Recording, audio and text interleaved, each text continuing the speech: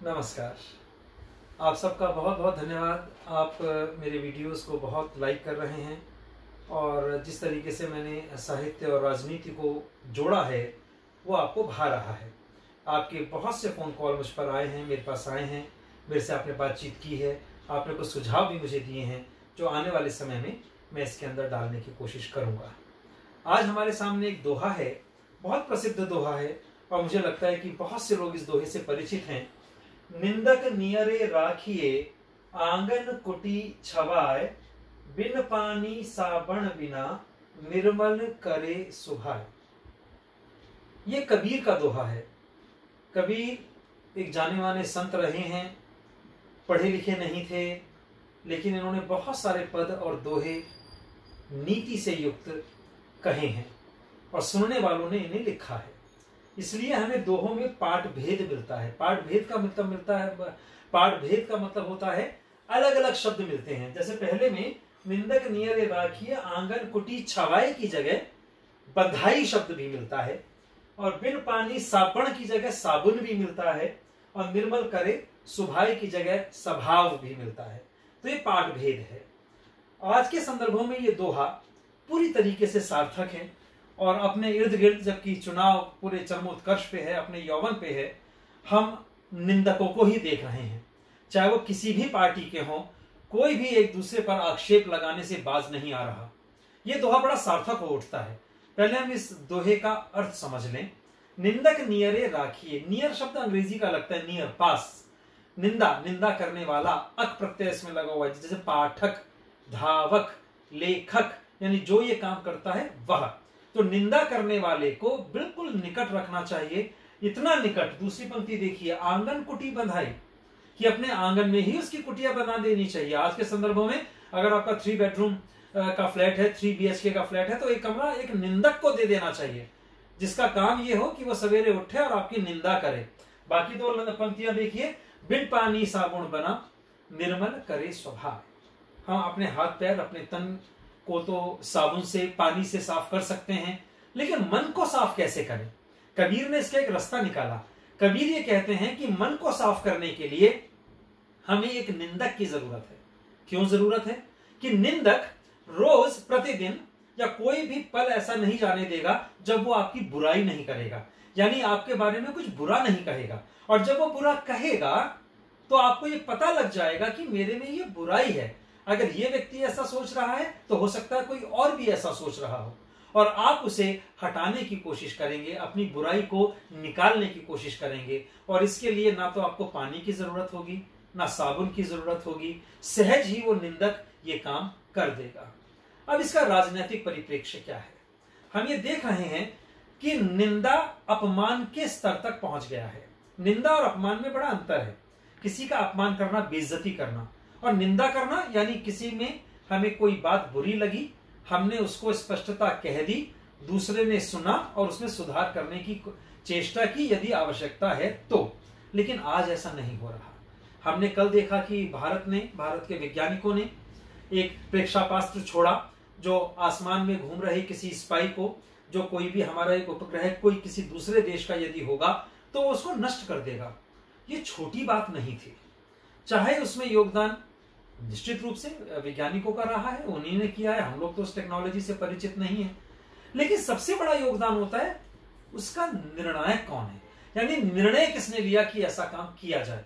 हम ये जानते हैं लड़ती सेना है, हम शायद ही किसी के नाम से परिचित रह पाते हैं, लेकिन जिसके समय में वो घटना घटती है, युद्ध होता है, जैसे जनरल करियप्पा को हम लोग कभी भी नहीं भूलते, क्योंकि उनके नेतृत्व में 1971 का युद्ध भी लड़ा गया और उसके पूर्व भी युद्ध लड़े गए। सैनिकों के नाम शायद हमको याद नहीं रहते। इसी तरह निर्णय लेने वाला जो व्यक्ति है वो प्रमुख रहता है।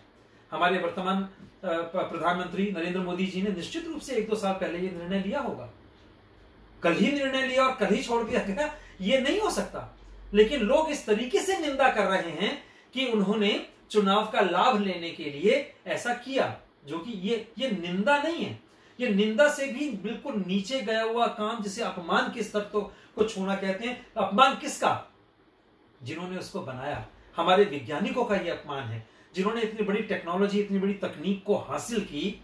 और विपक्ष के पास क्योंकि कुछ है, प्रशंसा कर नहीं सकते, प्रशंसा करते ही वोट जो है वो मोदी जी की तरफ चले जाएंगे, इसमें कोई दो राय नहीं है।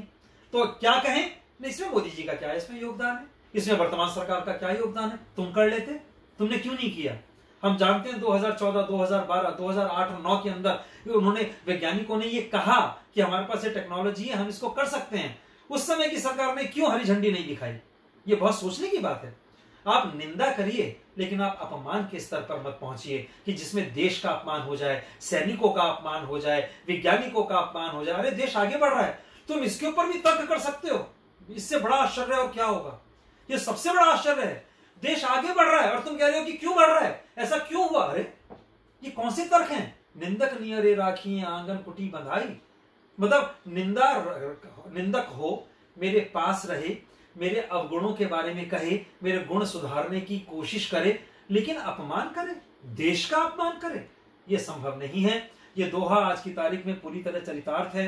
कबीर ने यह दोहा ये सोच के नहीं लिखा होगा। आज के माहौल के अंदर हम इर्द गिर्द ये चीजें देख रहे हैं, हर पार्टी ये काम कर रही है। ऐसा नहीं कि सिर्फ ये बीजेपी को ही एक निशाना बनाया जा रहा है, कांग्रेस को भी निशाना बनाया जा रहा है। उसके नेता को भी पप्पू कहा जाता है, न जाने किन किन नामों से उसको पुकारा जाता है, जो कि नहीं करना चाहिए।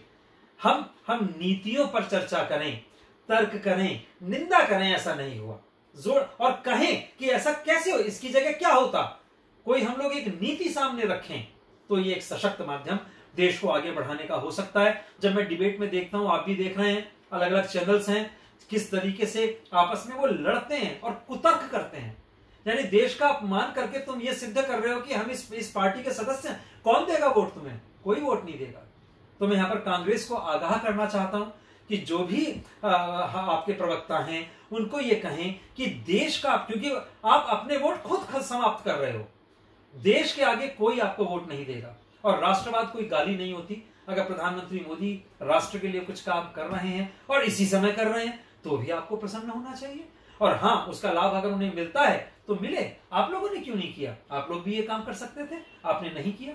इस दोहे को पूरी तरह समझने की आवश्यकता है। मित्रों, हम लोग सभी देश के लिए काम कर रहे हैं, चाहे वो समाजवादी पार्टी हो, बीएसपी हो, कांग्रेस हो, बीजेपी हो, बीजेडी हो, अन्ना द्रविड़ मुनेत्र कड़गम साउथ की हमारी पार्टियां हो, ये सब देश के लिए काम कर रहे हैं। लेकिन अब निंदा रस पे क्यों उतारा है। अब निंदा मत करिए क्योंकि आप एक आदमी को पसंद नहीं करते, उस आदमी ने ताले लगा दिया आपकी दुकानों में, इसलिए उसके पीछे पड़ जाओ ना। देश को आगे रख के चलिए, और वो ताले खुलने वाले नहीं है। जिस तरीके से बयानबाजियां हो रही हैं, आप निंदा कर रहे हैं एक दूसरे की, मत करिए। वोट लेने के लिए एक नीति सबके सामने रखिए कि हम आएंगे तो हम ये करेंगे, ये कहिए, तो बात समझ में आती है। मित्रों, मुझे लगता है ये वीडियो को आप पसंद करेंगे, अपनी राय मुझे अवश्य देंगे इस बारे में, और बहुत सोच समझ के हमें निर्णय करना है कि हमें अपना मत, अपना कीमती मत किसको देना है। और अंत में एक बार फिर, हमें मतदान के दिन मतदान करने भी जाना है, और 10-10, 15-15 और लोगों को प्रेरित भी करना है कि मतदान एक उत्सव है और हमें मिलकर के इस उत्सव को, इस त्योहार को मनाना है। बहुत बहुत धन्यवाद, शुक्रिया।